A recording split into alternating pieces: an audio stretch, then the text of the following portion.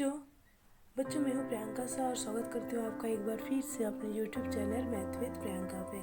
जैसा कि बच्चों हमने अपने लास्ट वीडियो में स्क्वायर चैप्टर का क्वेश्चन नंबर 9 से लेकर क्वेश्चन नंबर 11 तक हमने सॉल्व किया था और उसके आगे के वीडियो में हमने बाकी क्वेश्चन को सॉल्व किया था। तो आज हम लोग देखेंगे क्वेश्चन नंबर 12 से लेकर क्वेश्चन नंबर 14 तक और इसके बाद इस चैप्टर को ख़त्म करेंगे। नेक्स्ट वीडियो में हम लोग इससे रिलेटेड कुछ एग्जाम्पल जो दिया हुआ है उसे हम लोग करेंगे जहाँ से एग्जाम में पूछे जाते हैं। और बच्चों आपको आगे का वीडियो अगर देखना हो तो डिस्क्रिप्शन बॉक्स में आगे के वीडियो का लिंक आपको दिया रहेगा, आप प्लीज़ उसमें क्लिक करके जाके देख सकते हैं। और प्लीज़ आप इस चैनल को सब्सक्राइब कर दें, लाइक कर दें और शेयर कर दें प्लीज़। तो चलिए देखते हैं क्वेश्चन नंबर 12।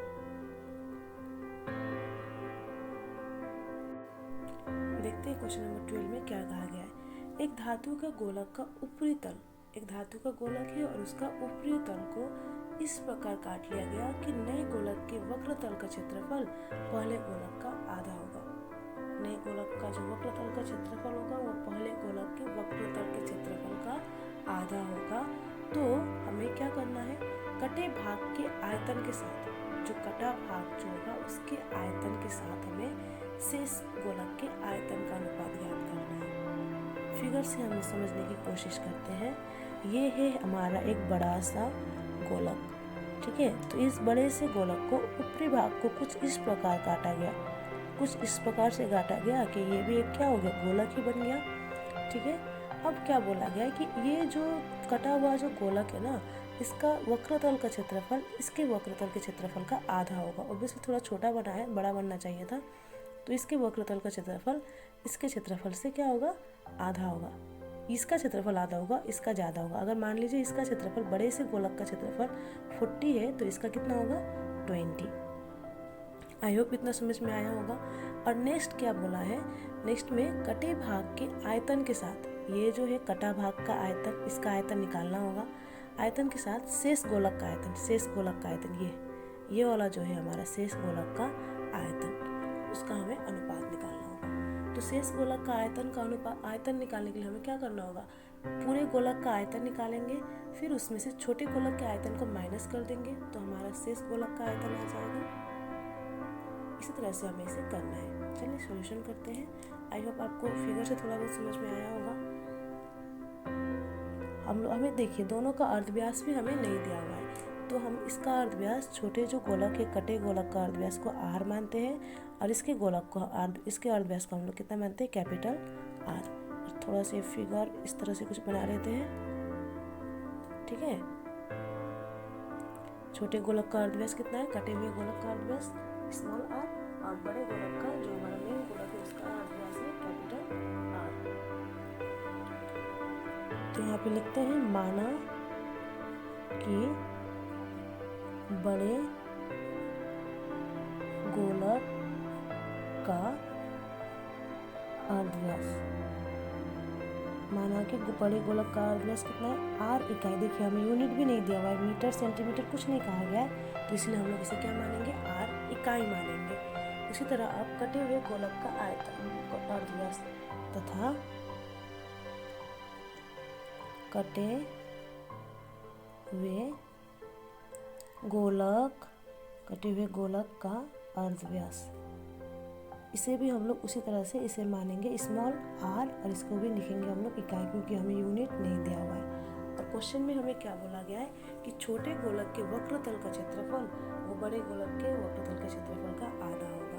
चलिए लिखते हैं यहाँ पे, प्रश्नानुसार हमें क्या कहा गया है, लिखते हैं यहाँ पर, प्रश्नानुसार छोटे गोलक का वक्रतल का क्षेत्रफल, छोटे गोलक या फिर कटे हुए गोलक का वक्रतल का क्षेत्रफल, वक्रतल का क्षेत्रफल क्या होगा, ये आधा होगा बड़े, और ये बच्चों क्षेत्रफल है, ठीक है, शॉर्ट में लिख रही हूँ, हाफ होगा बड़े गोलक के वक्रतल का क्षेत्रफल का, बड़े गोलक का वक्रतल का क्षेत्रफल। तो हमारा छोटे गोलक के वक्रतल का क्षेत्रफल कितना हो जाएगा, 4 पाई स्मॉल आर स्क्वायर, और बड़े गोलक का हो जाएगा 1/2, है ना, 1/2 हाफ पहले से, और इनका क्षेत्रफल 4 पाई कैपिटल आर स्क्वायर। देखिए इसमें भी 4 पाई, इसमें भी 4 पाई कैंसिल हो गया, तो बचा कितना हमारा R square is equal to 1/2 capital R square.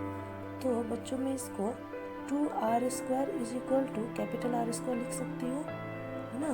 अब इसको थोड़ा सीधा करके लिखते हैं, R square is equal to 2 small are square. उसके बाद ये हो जाएगा, अगर हम लोग सिर्फ r का वैल्यू निकालने जाएंगे तो √2r स्क्वायर, और r का वैल्यू हो जाएगा √2 और ये r। इसको मान लेते हैं समीकरण 1। ये हमें आगे काम आएगा, ठीक है। आई होप कि इतना आपको समझ में आ गया कि इस कैपिटल R का वैल्यू कैसे आया। ये √2 है, 2 तो किसी का स्क्वायर रूट नहीं है, तो इसलिए इसको ऐसे ही लिखा हमने। और रूट के अंदर जब भी 2 रहता है, स्क्वायर रहता है, तो बाहर बस 1 निकलता है। ये हो गया हमारे कैपिटल R का वैल्यू। अब निकालते हैं हम अपने छोटे गोलक का आयतन।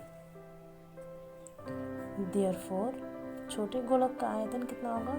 छोटे गोलक का आयतन कितना हो जाएगा? 4/3 पाई स्मॉल r क्यूब। और शेष बड़े गोलक का आयतन कितना हो जाएगा? शेष बड़े गोलक, जो बचा हुआ गोलक है उसका शेष बड़े गोलक का आयतन हो जाएगा, बड़े वाले गोलक का आयतन 4/3 pi capital R cube minus जो हमारा छोटा गोलक का आयतन है, इसे हम लोग माइनस कर देंगे तो हमें शेष गोलक का आयतन मिल जाएगा। ये बड़ा गोलक का आयतन से छोटे गोलक का आयतन को माइनस करेंगे तो हमें ये वाला आयतन मिल जाएगा। देखिए इसमें से आप कॉमन आउट कर लो, 4/3 पाई, अंदर बच जाएगा आपका capital R cube minus small r cube. इसमें आप लोग 4/3 पाई कैपिटल R का वैल्यू बैठाइए। कैपिटल R का वैल्यू आपका आया था √2 small r cube minus r cube. 4/3 equation समीकरण 1 से, ये हमारा कहाँ से आया है? समीकरण 1 से। ये इसका वैल्यू समीकरण 1 जिसे हमें माना था वहीं से इसको हमने लिखा है 4/3 पाई, और ये हो जाएगा √2 का क्यूब यानी कि 2√2, और ये r cube minus r cube. अब दोनों में से फिर r क्यूब कॉमन आउट हो जाएगा, 4/3 pi capital R small r cube common out हो गया तो बचा 2√2 माइनस 1। ये रहा हमारे छोटे गोलक का शेष गोलक का आयतन। ऊपर वाला छोटे गोलक का आयतन और नीचे वाला शेष बड़े गोलक का आयतन। लेकिन हमें अनुपात निकालने के लिए बोला है, तो चलिए अब निकालते हैं इनका अनुपात। लिखते हैं अब छोटे गोलक न पहले कटे भाग के आयतन के साथ, कटे हुआ गोलक के आयतन के साथ शेष गोलक का आयतन निकालना है। लिखते हैं यहाँ पे शेष बड़े गोलक का आयतन, शेष बड़े गोलक का आयतन अनुपात छोटे गोलक का आयतन। दोनों का हमें आयतन निकालना है, छोटे गोलक का आयतन। शेष बड़े गोलक का आयतन हमारा कितना आया था? 4/3 पाई r क्यूब 2√2 माइनस 1, और छोटे गोलक का आयतन हमारा है 4/3 पाई r क्यूब। ये रहा हमारे शेष गोलक का आयतन और ये रहा हमारे छोटे गोलक का आयतन। देखिए 4/3 पाई r क्यूब कैंसिल हो जाएगा, तो ये आपका आ जाएगा 2√2 माइनस 1:1। देख लो आप लोग का यही है आंसर। अतः क्या होगा? दोनों गोलक के आयतन का अनुपात कितना हो जाएगा? 2√2 माइनस 1। यहाँ पर लिख लीजिए। अतः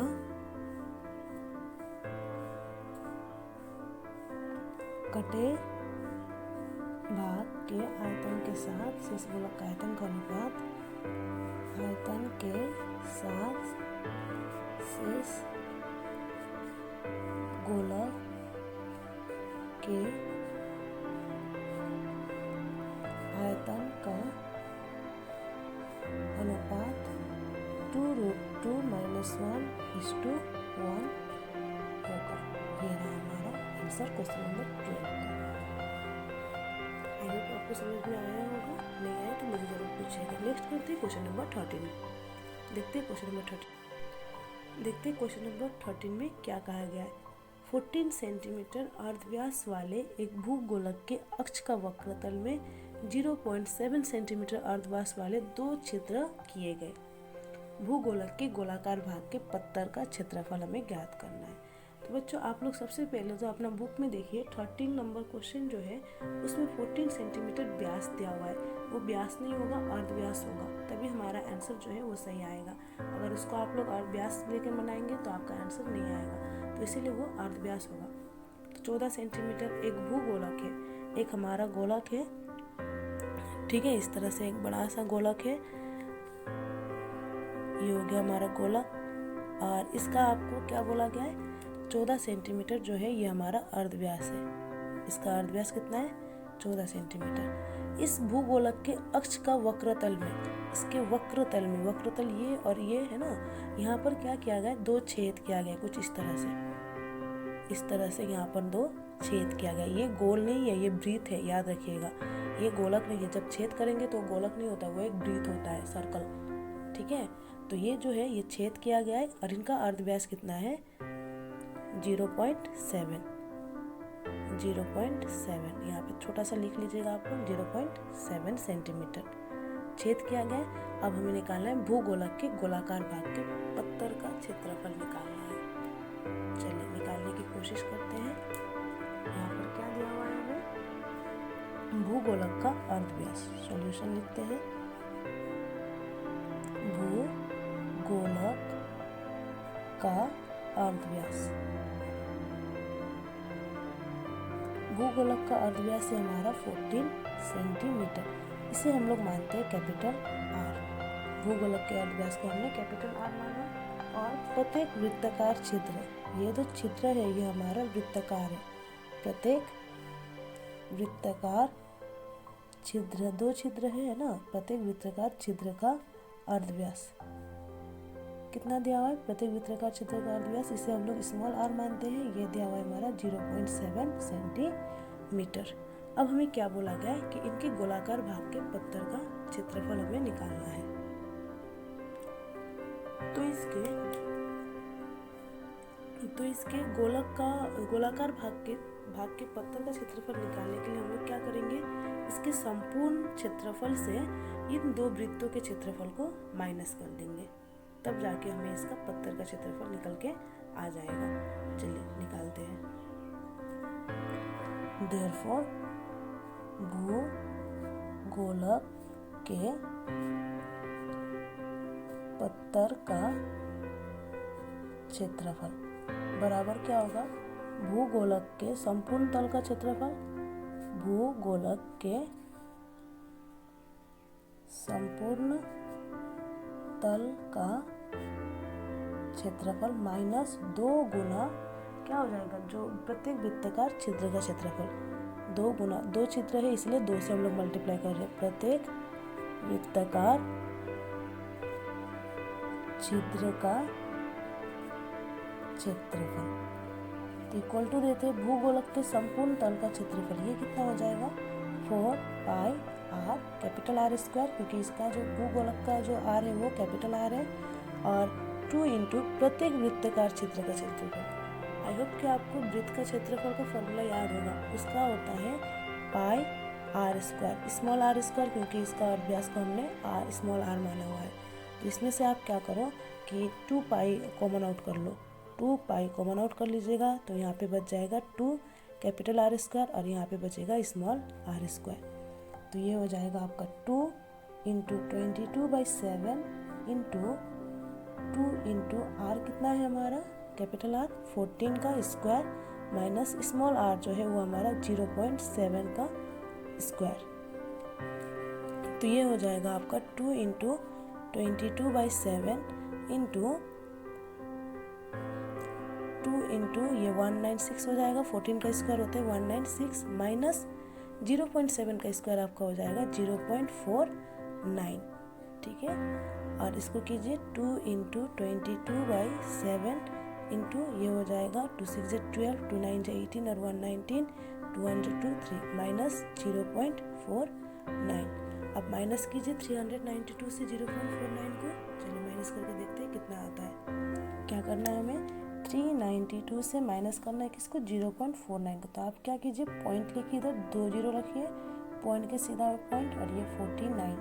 माइनस करो आप, यहाँ से 0 से 9 तो माइनस नहीं होगा, तो कैरी करेंगे। डेसिमल सिस्टम आप लोग का आता होगा। ये 1 हो जाएगा, ये 5, ये 1, 9, 3, यानी कि 391.51। तो यहाँ पर लिखते हैं 391.51। इसको लिख लेते हैं पहले 2 × 22/7 इंटू, इसका माइनस करने पे कितना आया 391.51। ठीक है। अब आप क्या कीजिए, 7 से इसको डायरेक्ट डिवाइड करने की कोशिश कीजिए। देखिए मैं पॉइंट को रिमूव नहीं कर रही हूँ, ठीक है, डायरेक्ट इसको किया जा सकता है, इसलिए मैं नहीं कर रही हूँ। डायरेक्ट करने में ही आसान है। 7 से इसको डिवाइड करके चेक करते हैं। 7 से हमें इसको डिवाइड करना है, चलिए यहीं पे कर रही हूँ मैं। 7 5 जा 35, 4 1, 7 5 जा अगेन 35, ये हो गया 6 5, 7 9 जा 63, 2 सॉरी यहाँ पे पॉइंट आ जाएगा, और 7 3 जा 20, ये 1, 7 3 जा 21। 7 से डायरेक्ट कट रहा है 55.93 टाइम्स। तो यहाँ पे 7 से आप कट कीजिए, 7 1 जा 7, और ये हो जाएगा 55.93। तो ये आपका कितना हो जाएगा 2 × 22 यानी कि 44 × 55.93। मल्टीप्लाई कीजिए, कितना आ जाएगा, मल्टीप्लाई करते हैं, कितना है 55.93 × 44।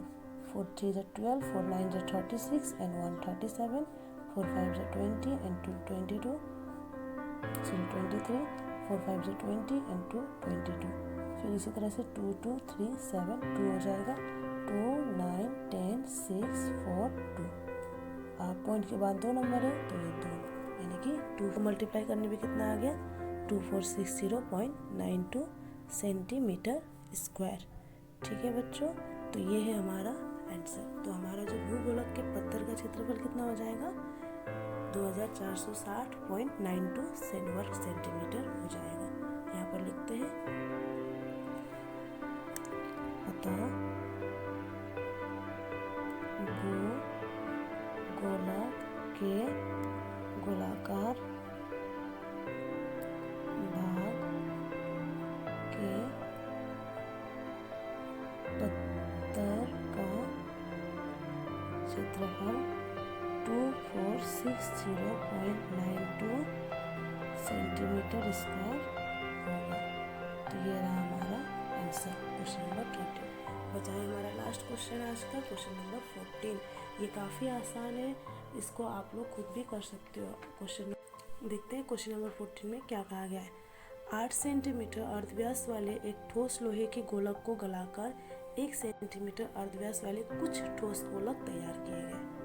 एक बड़ा सा गोलक है जिसका अर्धव्यास है 8 सेंटीमीटर, उसे गलाकर छोटे छोटे कुछ ठोस गोलक तैयार किए गए। अब हमें ये पता करना है कि कितने ठोस गोलक तैयार किया गया, उसे हमें निकालना है। गोलकों की संख्या हमें ज्ञात करनी है। चलिए पहले तो हम लोग फिगर ड्रॉ कर लेते हैं। ये एक बड़ा सा गोलक है ना। इसका जो अर्धव्यास है हमारा वो कितना है 8 सेंटीमीटर। इसका अर्धव्यास, बड़े से गोलक का अर्धव्यास हमारा 8 सेंटीमीटर है, और इससे कुछ छोटे छोटे गोलक तैयार किए गए हैं, और उसका अर्धव्यास है हमारा कितना 1 सेंटीमीटर। छोटे गोलक का अर्धव्यास 1 सेंटीमीटर है। हमें ये पता करना है कि कितने ठोस गोलक तैयार किया जा सकता है। चलिए मान लेते हैं, माना कि 1 ठोस गोलक तैयार किए जा सकते हैं, है ना। यहाँ पे लिखते हैं सॉल्यूशन। माना कि छोटे गोलकों की संख्या कितनी है, गोलकों की संख्या हमारी 1 से।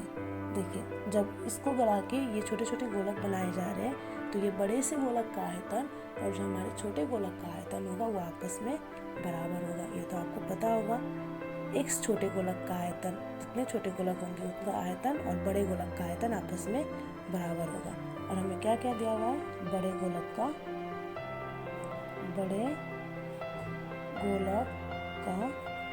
अर्धव्यास, बड़े गोलक का अर्धव्यास यानी कि कैपिटल R जो है वो हमारा है 8 सेंटीमीटर, और छोटे गोलक का अर्धव्यास छोटे गोलक का अर्धव्यास यानी कि स्मॉल आर जो है वो हमारा 1 सेंटीमीटर करके है। जैसा कि मैंने कहा कि इन दोनों का आयतन क्या होगा, आपस में बराबर होगा। बड़े गोलक का आयतन और x छोटे गोलक का आयतन आपस में बराबर होगा। तो देयरफॉर x छोटे गोलक का आयतन बराबर होगा किसके, बड़े गोलक के आयतन के। बड़े गोलक का आयतन, तो यहाँ पे x छोटे गोलक का आयतन x into 4/3 pi small R cube. इसी तरह ये बड़े गोलक का आयतन 4/3 पाई कैपिटल आर क्यूब। देखिए इधर 4/3 और इधर 4/3, पाई पाई कैंसिल। और हमें x का वैल्यू चाहिए इंटू r का वैल्यू कितना है 1 क्यूब है ना, 1 का क्यूब। और कैपिटल R का वैल्यू कितना है 8 क्यूब। तो यहाँ पे हम लोग डायरेक्ट लिखते हैं 1 का क्यूब 1 और 8 का क्यूब हो जाएगा 512, 8 इंटू 8 इंटू 8, तो ये हो जाएगा 512। तो x का वैल्यू कितना आ जाएगा 512। इस x वन जा x और x का वैल्यू कितना आ गया 512। तो x को हमने क्या माना था, नंबर ऑफ गोलकों की संख्या। तो कितने गोलक बनाए जा सकते हैं 512। तो यहाँ पे लिख दीजिए, अतः गोलकों की संख्या 512। अतः गोलकों की संख्या कितनी है, अतः गोलकों की संख्या 512 है। तो ये रहा हमारा क्वेश्चन नंबर 14 का आंसर। तो आज हमारा चैप्टर का सॉल्यूशन यहीं पे ख़त्म हो जाता है। नेक्स्ट वीडियो पे हम लोग क्या करेंगे, जो एग्जाम्पल से जो क्वेश्चन पूछे जाते हैं ना, जो इम्पोर्टेंट क्वेश्चन जो है मैं उसको बनाऊंगी। जो आसान है उसे आप लोग खुद से भी बना सकते हैं, जो इम्पोर्टेंट है, जो ज़्यादातर पूछे जाते हैं, मैं उसी को बनाऊंगी। ठीक है बच्चों, आज का आप लोग वीडियो देखिए, आपको कैसा लगा ज़रूर बताइएगा। कोई डाउट हो तो ज़रूर पूछिएगा। Thank you.